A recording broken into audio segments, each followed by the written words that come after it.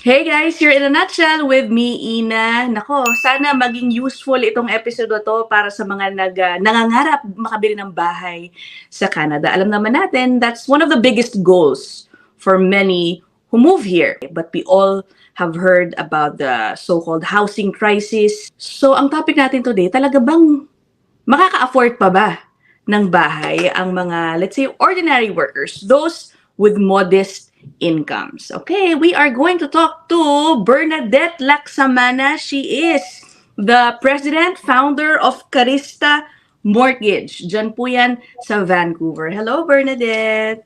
Hello, Ina. Hello, everybody. I'm so honored to be with you today. And hopefully, whatever that we share today, makatulong, maka-inspire sa mga nanonood. Yeah, okay. So obviously you're the perfect person to talk about this. You heard what I just mentioned a while ago.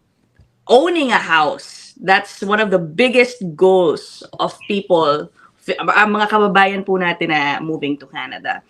At this time, totoo ba? Talagang, many are concerned, hindi na raw talaga maka-afford ngayon ng bahay in Canada because of the housing crisis, prices soaring. Ganun po ba talaga ang situation? That's a very good question. When we say high housing crisis, I think ang dapat nating tandaan, housing crisis simply means there's not enough houses Okay. for a lot of people. Unfortunately, I've been doing this for the past 20 years. Challenge talaga yan dito sa Canada. Magaling tayo magdala ng immigrants, pero yung infrastructure natin tsaka housing, hindi tayo magaling. We're really bad about it. So, I mean, may 1 million na dumarating, may housing crisis na nga. Yeah. So, the housing crisis means walang enough housing to support the population. That also causes the prices to increase, right? Correct. Yeah, okay. So because of that, price will just keep going up because demand is high, supply is low. Yeah. Okay, so yun siya. Now, ang tanong is, can people still afford to buy? You know what? There's still people who are buying right now kasi what we also need to see is yung income natin ngayon is really higher than your income 5 years ago. May inflation din nangyari sa salary ng mga tao. Like the clients that I'm talking to right now, magkaiba yung income nila. There's one. Number two, like people's skill, lalo na mga Pinoy, ang skill level natin tumataas. So then we become quite marketable. Ang dami kong nakikilalang mga Pilipino that I'm just impressed. Some of them, they come here after 6 months. Ang kinikita nila is just really amazing. Meron mga kumikita agad ng 60,000, 80,000 within 6 months. It's insane. The skill level, ito yung mensahe ko, the skill level of Filipinos is really high. So yung sweldo rin na nakakita ng mga talagang skilled nating mga kababayan is, I'm very proud and impressed. Yes, talaga, nasya-shock ako when wow. Compared to previous decades, no? Compared to previous decades. Imagine talaga, minsan nagugulat na lang ako, kararating mo lang 80,000 ka na. So, yeah. So, so merong mga ganon. Now, in terms of the monthly payment na affordability, so I think ang number na kailangan yung tandaan is whatever money you're making, kung minimum down, now we're talking 5%, we're not talking 20%. Yeah. Minimum down, kung ano man ang sweldo ninyo, household income gross, times 4. Yun yung chances are ma-approve kayo sa mortgage. Meaning, husband is making 50, wife is making 50, 100. Times 4, chances are you will be approved for a 400,000 house. Times 4, yes. Okay, so that's the number. In the past, when rates were lower, the number could be 4.5, 4.8, like higher ang multiples. But right now, because of the rate, it's times 4. You often see people applying with a single income household. Or does it make it more difficult pag ganun? Well, that's a very good question. Bayanihan na ang nangyayari ngayon. Kung hindi pwedeng dalawa, like in an area na tough to get a $400,000 house, di ba? sometimes ang nangyayari apat nang nagiging applicant, 3 o 4. So what's happening is parents are using, they're asking their kids to buy with them. Parang So co-signer. What do you call that? Is it like yes, a co-signer? co-signer, yeah. Co-borrower, co-signer. So yun siya. So kung hindi pwede yung dalawa, the kids buy with them. So nagtutulungan na. Or dalawang couple, you know, say the couple can only buy for 400,000, they buy with another couple, friends nila, relatives, and then Oh my God. There's a feature I do not understand. Bakit ganon? Anyone can help me. Minsan may nag-appear na thumbs yeah, up. if you go like this, it will do Oh, that. there. Yeah, I know. So it just does that. Okay, anyway, go ahead. Yeah. Okay, yung So co-signers. yun siya. So yun ang nangyayari, either parents and their kids or two couples. Kasi let's just say a couple, right? Alam naman nila na, oh my gosh, hindi ako makabili ng 400, and even if my income goes up a little bit, so siguro kung tumaas ang income nila ng 20,000 times 4, that gives them 80,000. So again, from 400 to 480, kung hindi pa rin sapat, they'll ask another couple to buy with them. So parang yung isang nangyari sa buyer ko, mag-asawa sila, wala pa namang anak, they bought with another person para lang mag-qualify sila sa 900. Pag ganun po, let's say, yung co-signer, will they be allowed to co-sign even if meron silang ongoing na binabayaran ng mortgage, or kailangan wala silang utang?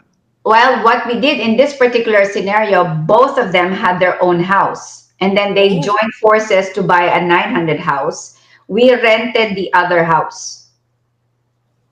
So may rental income doon sa sarili niyang bahay, 'di ba, sa other property.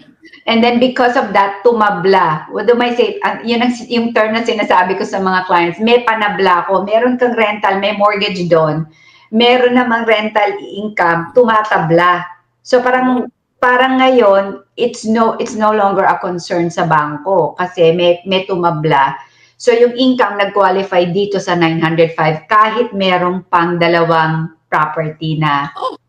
Yes! Oh, hold on. Who lived in the house? Paano yun? Dalawang families? So in this particular scenario, wala namang anak, so they decided to live in it. And then the agreement is to live in it for 5 years. Kasi if the property that they bought is worth 900,000, ang sinabi ko sa kanila, and the property appreciates by, 5% every year, that house, I told them, that house is going to be worth 1.1 million. So meron sila ngayong over 200,000 na pwede nilang paghatian, and they can buy another home. Oh, wow. These ideas, you can offer these, advice to clients, na Yes. parang you can strategize na ganito, kunyari, you think you can't afford a house, but, gagawa natin ng paraan, and then, etc., etc. Exactly. So when I talk to the clients, I ask them, ano yung GPS mo, di ba? When you're driving, you need your GPS, right? So when you're buying, you need your GPS as well. Ano ba yung ibig sabihin ng GPS? Sabi ko, ano ba yung goal nyo? Ano ba yung purpose nyo? And then I come up with the strategy. So ang sasabihin nila, Bernadette, gusto kong makabili ng bahay na ganito, X, kung ano man yun. Bakit? Ito yung reason. And then sasabihin ko, sige, pwede yan, ito yung gagawin mo. So in this particular case nung clients ko, gusto talaga nila makabili sa magandang location dito sa New West. So sabi ko, the only way this will work is dalawa kayong couple. Oh, okay. Kasi sinabi nila sa akin yung gusto nilang ma-achieve, diba? So, kung sinabi nila sa akin yung goal nila at bakit nila gustong ma-achieve, tsaka ako magbibigay ng solusyon. Now, if this couple said, Bernadette, gusto ko lang makabili ng 500,000, hindi ko ipopropose yung solution na dalawang couple. Kasi it doesn't match the goal and the purpose, right? So, in this particular scenario, sinabi nila sa akin yung gusto nilang ma-achieve. Sabi ko, kung dalawa lang kayo, it's not gonna work.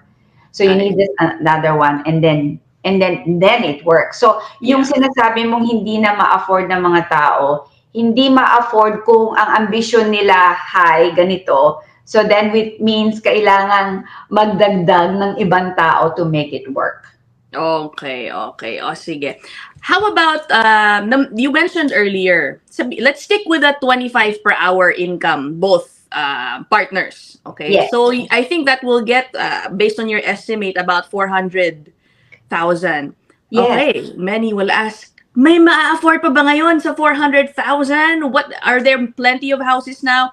At which locations would they end up being in if they are to stick with 400,000? Yeah, I guess in different areas, ang viewers natin all across Canada, right? Mhm. So there are pockets, say if you're going to buy in Vancouver, meron pa bang 400, that's going to be very, very tough. You may have to move to like in the suburbs and stuff Mhm. like that. So again, kung ang income mo ganito, ang budget mo lang ganito, you may have to buy far in Mhm. order for you to buy yung budget na yon.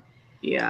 What's the alternative? Hindi ka bibili, magre-rent ka forever. So again, i-adjust mo yung location depende sa pre-approval. Na pag sinabi mo sa akin na, hindi, Bernadette, gusto ko pa rin bumili sa Toronto, for example, Yeah. dito lang yung, sabi ko, di, humanap ka ng another person to buy with you kung Ay. gusto mo talagang doon. Oh, okay. Diba? Kung maliit ang budget, you have to change your location. Mhm. Kung gusto mo pa rin magstay sa location na yon, two ways, mag-increase ka sa damukal na down, malaking Mhm. down, or kumuha ka ng co-applicant para Oh, mag-qualify for more. got it. Are these, itong pong mga sinasabi nyo, are these based on the assumption that the applicants have good credit? Because, yung credit, the credit score is a very, Yes, sensitive issue, let's say. it is. For It is. many of our kababayan, sobrang nag-give in po kasi sa temptation ng credit card dito, credit card dyan. So, some of them might not have very good credit. How does that impact their chances of getting a mortgage? That's a very good question again. I'm glad you asked that kasi yung sinasabi kong times 4, tama ka doon. That's a factor of good income, good credit, and then 5% down payment. So Okay. all three are important. So it doesn't matter kung si Pedro malaki yung income, may down, hindi maganda credit, hindi mag-work. Okay. Gone were the days na basta mag-down ka ng malaki. Let's say maganda yung malaki yung down, 50% down. Tapos yung income is maliit lang, but credit doesn't work. No, Oh, it's still not gonna work. Kung gusto mo ng magandang mortgage. So, kung ang credit mo hindi maganda at 5% down ka, nobody will lend you. Okay? Because okay. 5% is high ang score, 680 and above ang score na Okay. kakailanganin mo. Now, kung ang credit mo hindi maganda, meron kang 20% down, ibang labanan na 'yon. Okay. Tawag naman nun alternative lender. The interest rate that you will be paying would most likely be double. Bago po natin ipagpatuloy ang episode na yan, just a quick commercial. Gusto ko lang po pasalamatan ang lahat ng nanood at sumuporta ng Spot Pinoy. Yan po ang aming collab channel dito sa YouTube. Kasama ka po dyan, sina Mark Carino ng Carino Family, tsaka si Dre Rice Velasquez. Naku, sana po panoorin nyo. Check out the channel, Spot Pinoy. Ang saya po doon. Ang dami po namin kukwentuhan doon. Saya lang. Mag-subscribe na rin kayo. Okay, back to episode. Pinoy. Oh, ang laki pala, double. Oh, wow. Double than what a high credit score person can get. So Oh. that's the price that you pay for that Mhm. credit picture mo. Yun ang mangyayari. Okay, Yeah. another scenario. Mag-asawa po. One has good, one has bad credit. Does the one with the bad, there's, some say, hindi. Yung good credit, hahatakin niya yung chances nila as one. Is it true? I wish that was the case. I had a very similar case like that. The wife has a credit score of 800. The husband has a credit score of 500 something. And I said, I'm so sorry, I cannot include your husband. Because, So, yes, better chances na yung wife na lang. wife na lang. Because if I added the husband, no bank will lend. It has to go to alternative lending. where they have to pay double the interest. Yeah. Pero how will that work? Will you only be using the income of the wife also? How Yes. will that? Fortunately, the wife was making good income in this scenario, so Oh, it still worked. Kaya lang niya gustong isama yung husband was because the husband, they're married, right? But yeah. we didn't need the income of the husband.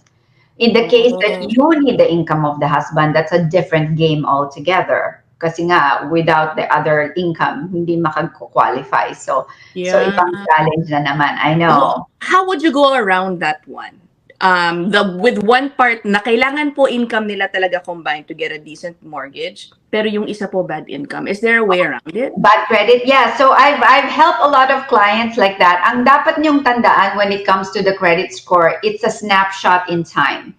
So Okay. ang score niyo mababa today because I don't know, yung max out, the reason why your score is bad, minax out mo yung credit mo or meron kang mga late payments during that time. So Mm-hmm. if that's the case, pag inayos mo yung balance, you know, kalahati na lang ng limit, Mm-hmm. binayaran mo yung late payment, chances are, a month and a half from now, pag kinready check ka, your score will go up.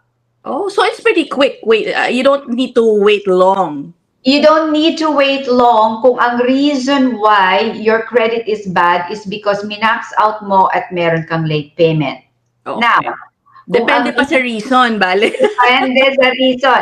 If your credit score is low because nag-file ka ng consumer proposal or you file for bankruptcy, it's not going to be quick because the rule is 2 plus 2. What does that mean? Kailangan nabayaran mo na, nag-graduate ka na sa bankruptcy or nag-graduate ka na sa consumer proposal, and after you graduated, meaning nabayaran mo na lahat ng obligation mo, you get 2 credit cards and you show good behavior for 2 years and then tsaka ka lang pautangin. Oh, okay. Interesting 2 years. Parang I read about that before. I sabi, if you get the consumer proposal, 7 years bad credit daw. Parang ganon. What it means, it's 7 years is going to stay on your credit history. Yes, it's going to Oh. stay on there. Kaya the lender will ask, do you have 2 plus 2? Kasi it will say you have consumer proposal.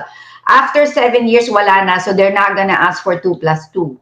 Oh, okay. Okay, so that's it. Yeah, so while the 7 years is there, they'll say, oh, naka-consumer proposal, hindi ka pa pwede. Kailangan mong gumraduate and then 2 plus 2. So habang nandoon pa siya, hahanapin yung criteria na yun. I had a client na nag-graduate na and then after 7 years, it's not showing anymore. So hindi siya hinahanapan ng 2 plus 2 because it's been 7 years.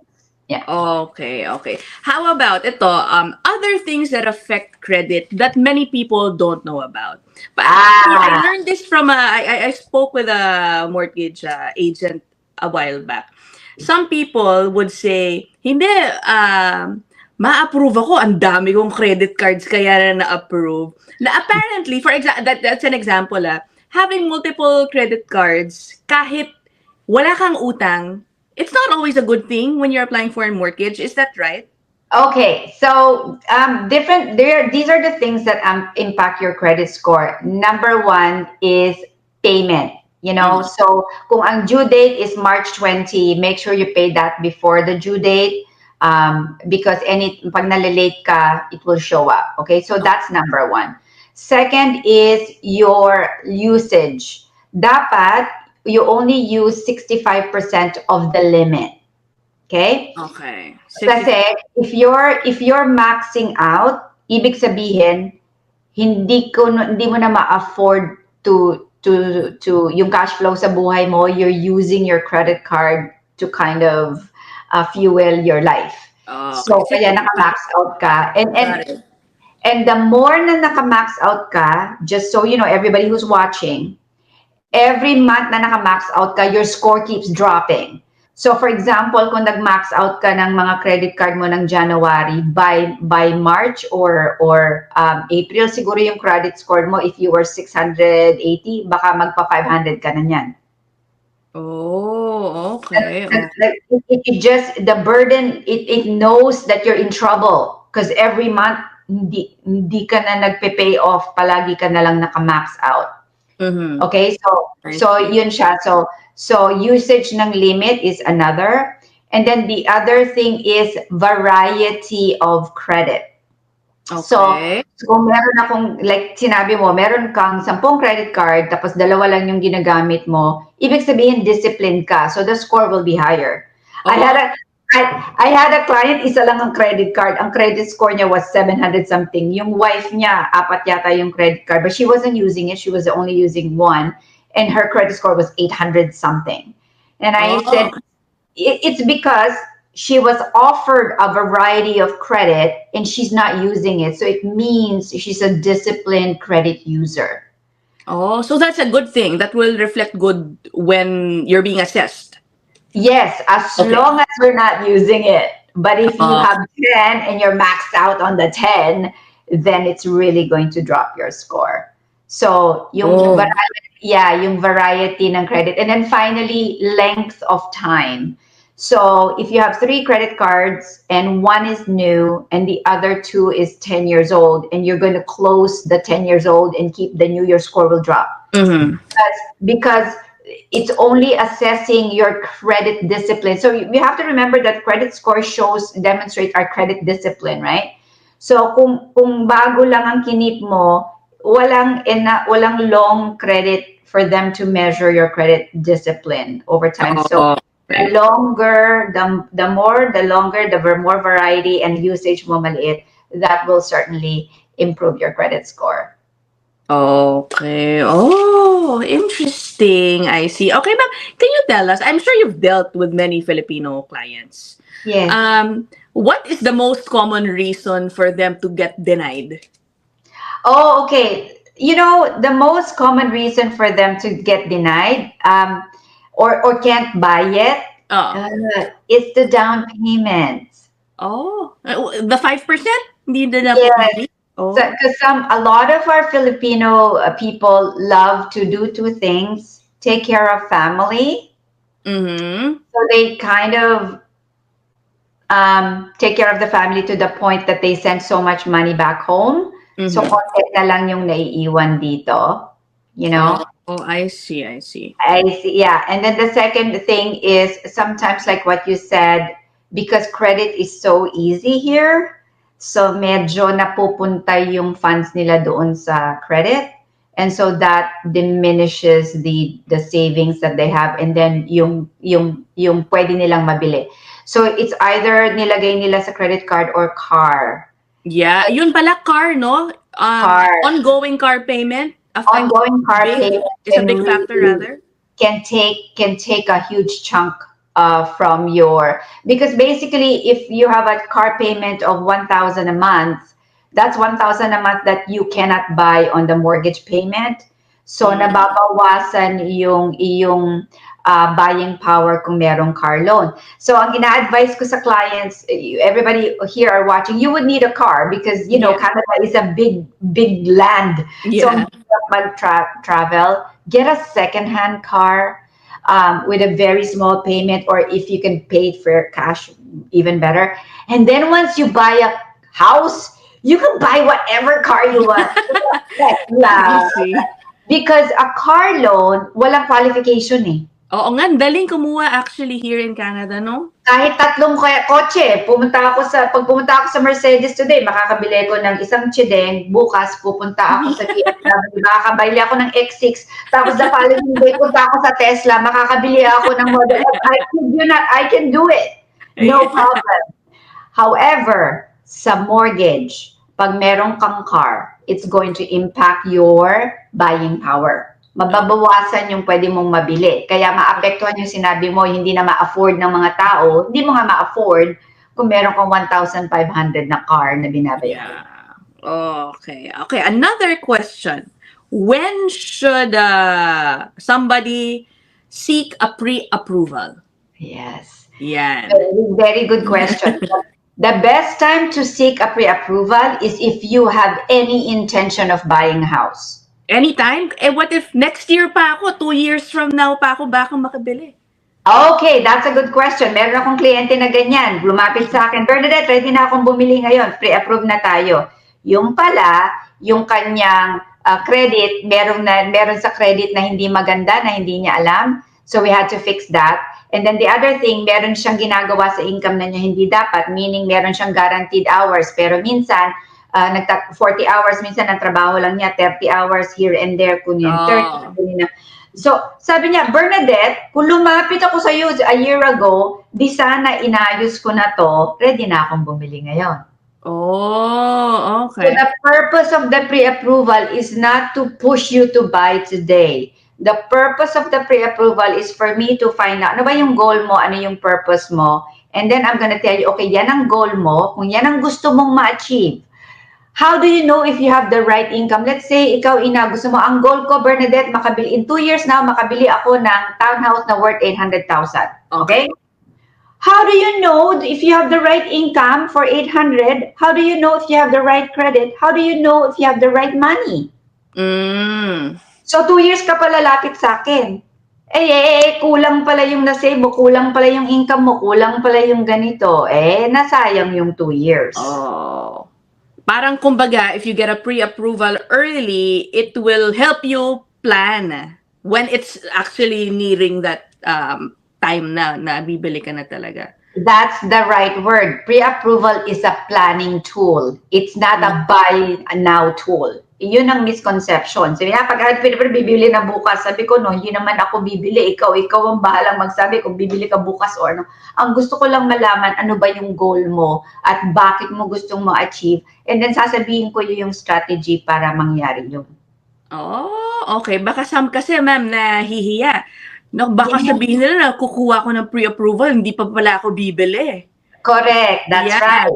Yeah, so yun nangyayari na hindi pa pala So ako dapat bibili. hindi sila mahiya. Just go get one, ganun. If you have Just go get one because it's free and it's for planning purposes so that pag ready ka na, hindi ka nagmamadali or natataranta. Yeah. Kasi hindi ka pa pala dapat or whatever. Yeah, that's the purpose of the pre-approval. Okay. Parang ang bilis lang ng ating usapan, but it's already been half an hour. Thank you so much, Bernadette. For those who might have more questions for Bernadette, I will put a link sa description box doon po sa kanyang mortgage firm, which is Carista Mortgage. As they especially cater to those in the Vancouver area. Or ano ba, all over Canada po ba? Yeah, all over Canada. Oh, okay. So we can certainly help you because alam mo naman yung Canada, buong Canada, Scotiabank is all over, TD is all over, so the bank lends all over, so we can certainly help you anywhere. So feel free to reach out to us for anything that has to do with buying, selling, refinancing, renovating your house. We are here for you. Wag po kayong mahiya. Wag kayong mahiya. Okay, thank you so much. We'll end it here. Who knows, maybe we'll have another episode with Bernadette. Thank you so much. And that's it for this episode, guys. I'll see you guys in the next one. Bye. Bye.